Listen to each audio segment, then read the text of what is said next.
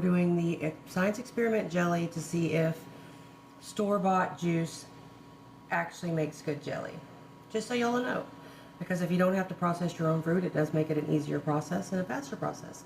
So this is a science experiment to see if you can successfully make good jelly with store-bought juice.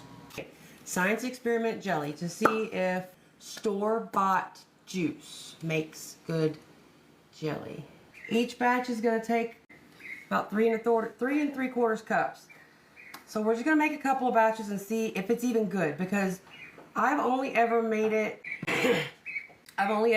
with the juice that I made. So we are going to try this. I just sniff test. It smells good.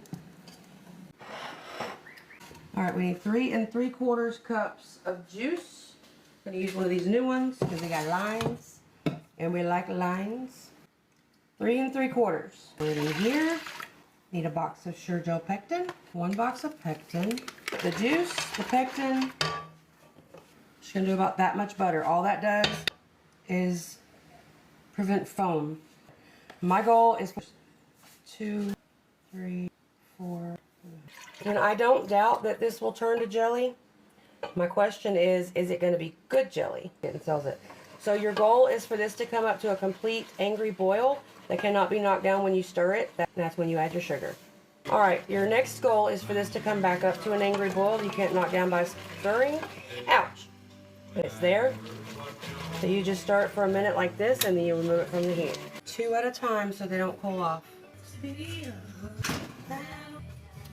Alright, a little bit in here just to see. It'll cool super fast in here to be able to see if it's going to set up.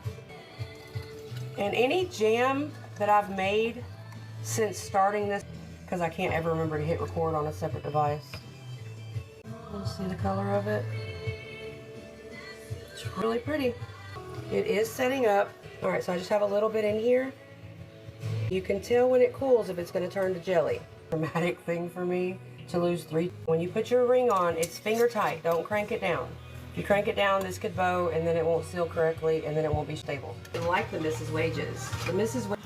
That's how many jars that I have in there. I'm going to drop these down into the water. The water level needs to be above your jars, above the lids, which is a lot of water in there. And then it's going to process for 10 minutes. That's what it turned out looking like.